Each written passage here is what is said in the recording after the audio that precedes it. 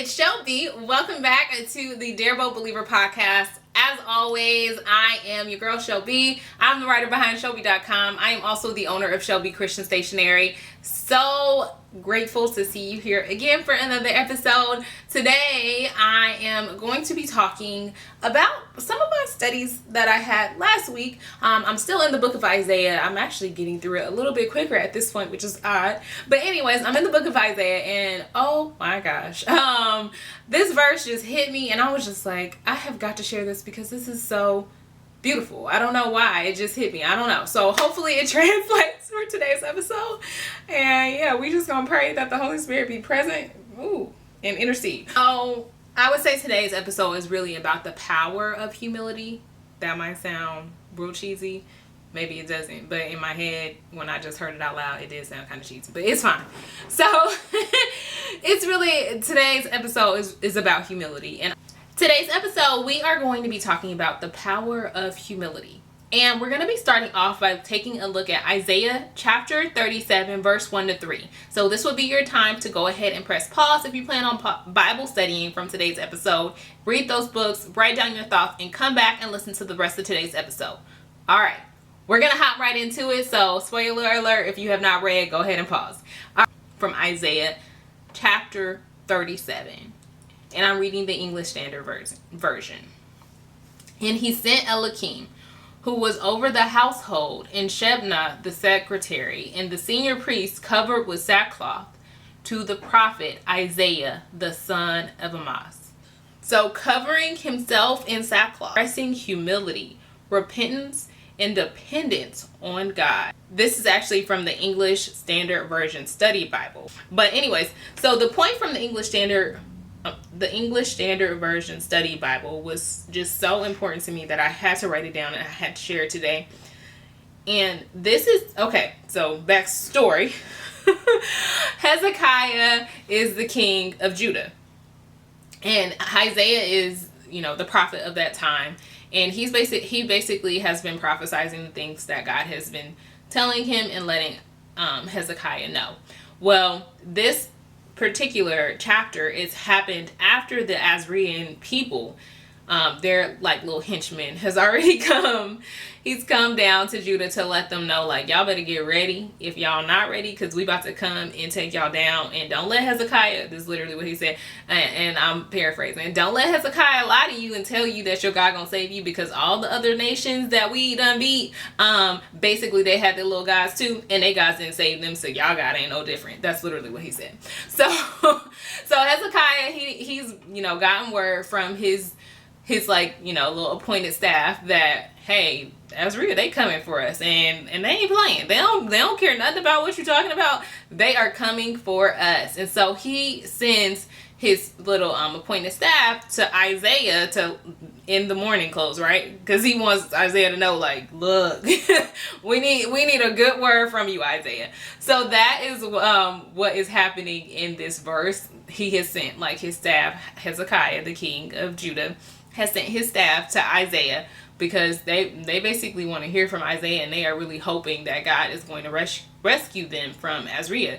And it just struck me. I don't know, something about them being in sackcloth and understanding that, like, that was truly a expression of humility, that was their way of repenting and really showing God that they're dependent on him.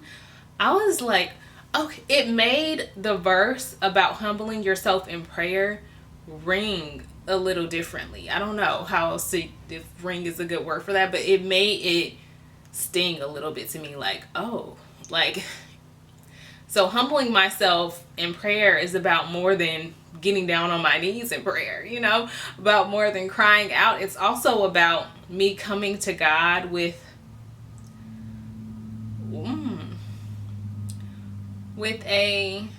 I would say literally what they said, with like a very clear understanding that I am totally and utterly dependent on him and I cannot do anything apart from him. And I think that that's something that I don't always think much about. And so I really just wanted to take a minute to talk about it today, because it just struck me, and I felt like it's something that we don't necessarily talk about that much. And so I do want to kind of fully run down, the verse 1 through 3 really quickly. So when Hezekiah heard the news, he has basically changed himself. He's humbling himself before the Lord, because he knows, like, there is no way that they're going to be able to beat Azria on their own. And Azria, like I said, their people, they know, like, that they can win. They've won time and time again. And so they're just like, yeah, are either you gonna bow down or you gonna get down. Like, quite literally, that's how they are coming at them. Like, you can make a deal with us or you gonna get taken down. Like, it's one or the other. And so Hezekiah, he knows their track record, like everybody else in that area does. And he's like, we can't beat them on our own. We can't beat them in our own strength. We need God. And I just wonder if we went into battle for, like, in our prayer life with that same attitude of like, oh God, I know I cannot deal with this supervisor at work on my own. Like, Lord, I'm gonna need you to step in for me. I'm trying to make it real for y'all. I don't have crazy bosses, but I'm not going down the rabbit hole. But you know what I mean. Like, you've had that crazy boss. You've had that crazy coworker. You've had that crazy professor. Like, we've all had those people. Heck, you might have some crazy family members. Let's be real. We've all had people in our lives that we just are like, I cannot with them without you, Lord. Like, I'm going to need you to intervene. I'm going to need you to step in and help a sister out, because there just ain't no way. There ain't no way that I'm going to be able to deal with this by myself. But did you come to him with, like, attitude, like I just said it because that's how I usually sound, or did you really come to him, like, humbly, with knowing that you had to be dependent on him to fix it, because there is no way you can fix it? Like, yeah, you can get smart, you can give attitude, you could quit, but does that really solve the issue? Because, you know, there might be a crazy boss at the next job. I mean, that's you know, people, so it just kind of is what it is.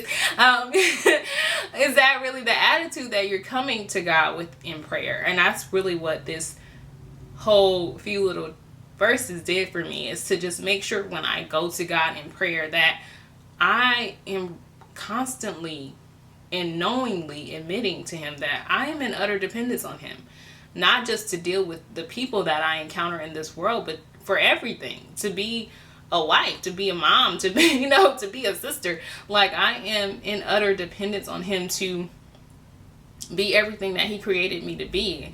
And sometimes that means I literally need him to remind me of who I am in him, so that I can continue on to be those things, to be, you know, all the different people that he has called me to be. So my notes from when I read Isaiah 37, 1-3 was, so often we cry out to God in hard times, but we also need to ensure that when we come to God in prayer, and when we come to God crying out to him, that we humble ourselves, that we repent, that we surrender ourselves to him completely, and again, with utter dependence upon him. The things that we are called to do, my notes said, the thing is, we are called to do this at all times. I think when things are going wrong, it's easy to cry out to God and say, oh my God, I can't do it. You know, I need you to help me. But when things are going good and you're just, you know, going about your day of praying, or going about your day of maybe even doing prayer requests for others, are you truly making sure that you still have that attitude of praying humbly to him, acknowledging that you are in complete dependence on him? And I think that's kind of the area where I was like, you know what, I don't think that that's really the the energy that I'm coming into prayer with. And I think that it's important to think about that, to think about, I have a few blog posts, I have a few blog posts on Bible verses that are about how we should come in prayer, and humbling ourselves before him is important. Also, having pure motives is important, but I don't think we spend enough time in praying continually is important. I think people know the praying continually one. We know the importance of having like prayers of thanksgiving, having an attitude of gratitude during prayer, right? And I'm being cheesy by saying that that's not necessarily the text. I'm paraphrasing. We know that, but I don't necessarily think every time we go into prayer we're looking at those verses to say, am I making sure I do all of these things? And I don't think you necessarily have to have a list, but I don't think it could hurt. You know, like, I don't think it could hurt to have the list of the Bible verses and the tenets on that basically state like what our attitude should be when we go into prayer. And I think one of the important ones is most definitely humbling ourselves, because it's not just about our prayer posture, but it's also about our heart towards God. And I think that is really, really important. And I feel like it's also something you can pray to God about to help you change, to help to make sure that your heart is in the right place, that you are coming to him with pure motives, that you are coming to him humbly, that he helps you to be humble if it's something that you struggle with, that, you know, the Holy Spirit helps and guides you and corrects you and teaches you how to do so if you are not sure how to do so. We start feeling proud of ourselves. We start to feel proud of our achievement, of our growth, and we start to take credit for things, even though all the credit really belongs to God. All the credit, all the glory, you know, all the honor, that all belongs to God, and we shouldn't be taking credit for anything that we have, because we quite literally got every single thing that we have from him. And so I think it's just important as you go throughout your day, as you go throughout your, you know, journey, your life, just to make sure that you are constantly giving credit to God and to be focusing on him. So I am going to share this other verse related to crying out to God, and it's Habakkuk. It's going to be chapter 1, and it's verse 2. Oh Lord, how long shall I cry for your help and you not hear me?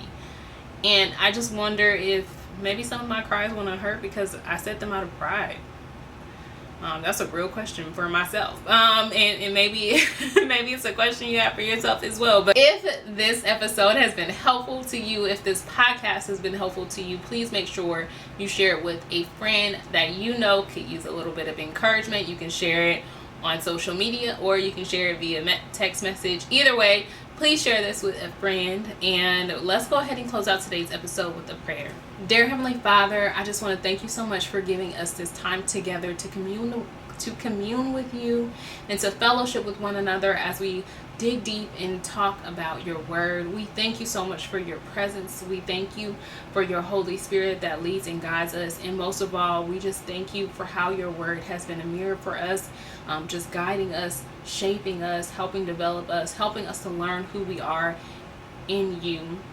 We thank you so much for just loving us, for being merciful and patient with us. And we just pray that you would give us hearts that are pure, that you would give us hearts that seek to please you, Father God. We pray that you would help us to be humble as we pray and call out to you.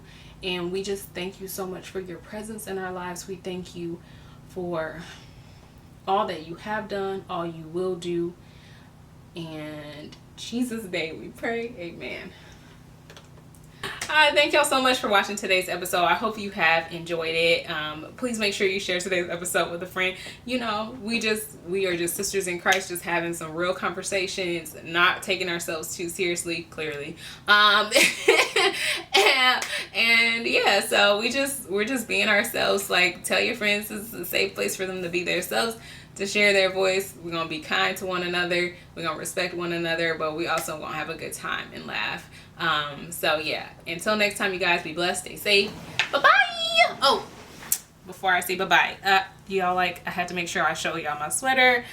This is available in the shop, wonderfully made. So if you want it, make sure you go to the link in the description box. It is available on my site as well as my Etsy. All right, for real.